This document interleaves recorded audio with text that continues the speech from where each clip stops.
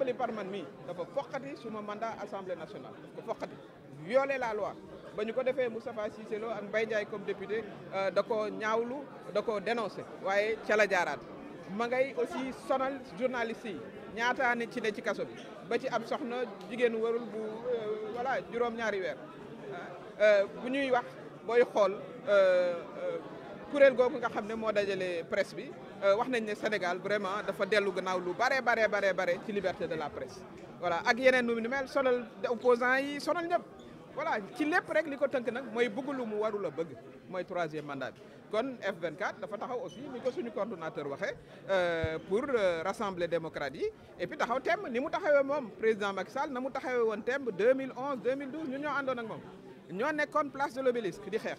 booy xool ca diggante boobu fukki nit ak ñaar perte nañ ci seen bakkan ne serait-ce qu'à la mémoire de ces disparus vraiment waruñoo nangu aussi di delluwaat ginnaaw de 10 ans loolu daal moo doon li nga xam ne moom la coordonnateur bi tënk. waaw dialogue bi nee naa manœuvre politique la boo bëggee dialogue xam nga li ngay def mënoo dialogue voilà di foqati ay mandat di tëj ay journalistes di tëj ay xale di yóbbu opposants yi justice loolu du ci noonu la ñuy dialogue boo bëggee dialogue kay da ngay commencer par wàcce tension par apaiser après ñu toog waxtaan kon moom bu bëggee dialogue ñeenti poñ yooyu nga xam ne suñu coordonnateur wax na ko na ci jublu régler leen bu boobaa bu wootee démocrate yëpp danañ ñëw parce que ñun jàmm rek la ñu bëgg man ndey laa jigéen laa yaay laa maam laa sax donc xam naa li jàmm di jur man dama fekkee dama dëkk ci dëkk yoo xam ne politique ba daf ko yàq ba Côte d'Ivoire voilà coup d'état ba muy am fa la ma fekk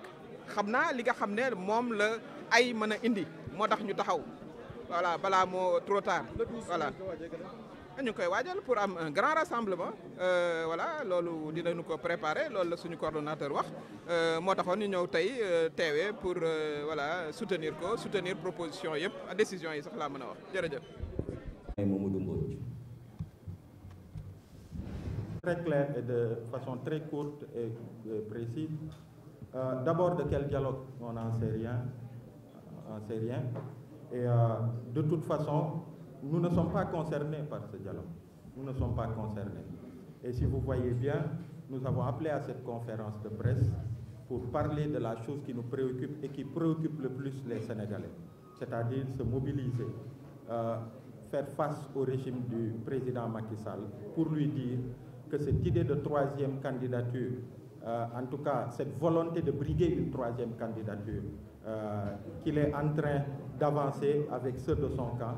que les Sénégalais s'opposeront de la façon la plus ferme à travers le F24, les forces vives de la nation,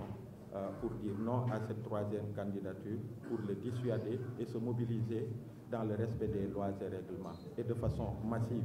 Mais aussi exiger à ce que les détenus politiques, comme on l'a dit dans notre déclaration liminaire, soient libérés au plus vite. Pas plus tard qu'aujourd'hui, je vous dis, un de vos confrères était devant le juge aujourd'hui et a ouverture d'une information judiciaire, Babacar Touré de Kewoulo. Il y a une dame qui est journaliste dans une télé de la place qui est emprisonnée alors qu'elle est à 7 mois de grossesse. Il y a d'autres citoyens qui se sont exprimés sur la marche de notre justice. Des citoyens qui s'expriment sur la gestion du président de la République. De quel droit ils ne peuvent pas s'exprimer sur la perception qu'ils ont de leur justice? Et ces citoyens, ils sont à Rebeuss, ils sont au Camp pénal, ils sont à Sébikotane, ils sont un peu partout. C'est ça qui nous importe. Ce qui nous importe aussi, c'est la modification de ces dispositions du code électoral à travers les articles cités dans le texte, la déclaration liminaire, pour que ça soit modifié au plus vite, qu'on aille vers des élections où, à tort, on n'écarte pas des candidats qui soient gênants. On l'a vu avec d'autres, Karim Wade et Khalifa Sall, et ces articles subsistent. Donc il faut les modifier. Et enfin, exiger à ce que Macky Sall puisse tenir des élections qui soient libres, transparentes et inclusives. C'est ça qui nous importe et c'est ça qui importe au F24 à l'heure où nous vous parlons.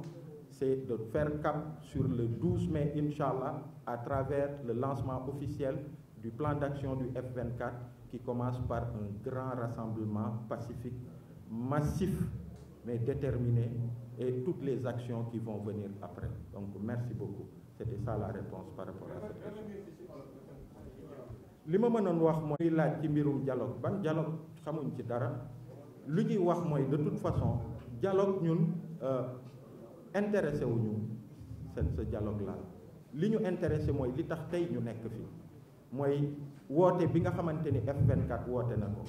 le vendredi 12 mai incha allah à la place de la nation di woo citoyens sénégalais yëpp bépp sénégalais bi nga xamante ni jàpp na ni war nañu aar suñu démocratie suñu état de droit bépp sénégalais bi nga xamante ni jàpp na ni suñu constitution Macky Sall daf ko war a respecter ba mbirum troisième candidature bi mu teg ko ci suuf génn wax ak sénégalais yi ne ni comme ni ko constitution bi waxee comme moom ni mu ko waxee waxaat ko bind ko ci téere troisième candidature du ko jéem ndax baaxul ci réew mi ndax bu ko fi yëkkatee ay rek la fiy indi comme ni mu fi indee ay en 2012 comme ni muy indee ay feneen ak feneen ci Afrique que ñu mobiliser wu pour que Macky Sall mu dellu ci ginnaaw mais ñu mobiliser wu aussi pour que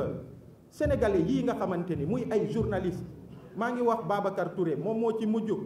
taxaw tey ca justice auprès du juge ñu yóbbu ibbi information judiciaire ne ko ràpp ci kaso bi gannaaw moom am na benn soxna bi nga xamante ni mu ngi ëmb ba 10 ñu ngi ko ne ràpp ci kaso bi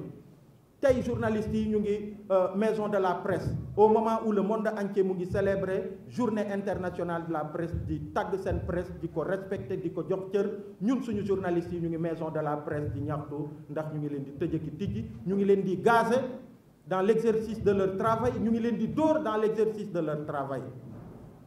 ak yeneen sénégalais yi nga xam ne dañu jibal seen kaddu jëm ci suñu justice ni muy doxee mu doon justice bi nga xamante ni pouvoir da koy téye di ko dóoree citoyen bi nga xamante ni day jibal kaddu bi àndul ak Macky Sall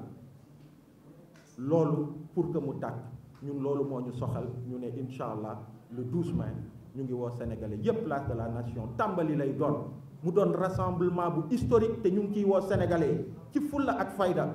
ndax comme ñun niñ ko waxee li ëpp ci sénégalais yi ñu ngi leen di dégg ci kër yi ci quartier yi ñu ngi leen di dégg ci presse bi ñu ngi leen di dégg fépp li leen soxal mooy lii ñu wax nii waaye leneen soxlaalu leen donc loolu laa amoon ci li may wax et enfin rassemblement bi que Macky Sall que Sénégal mu jëm ci ay élections yi nga xamante ni day libre mu doon ay élections yu transparente mu doon ay élections yi nga xamante ni du ñu galgal kenn du ñu faagaagal kenn ñun loolu moo ñu soxlaal ci fi ñuy wax ak yéen amul leneen lu ñu ñor lu dul loolu en tant que plateforme F24 jaa ngeen jëf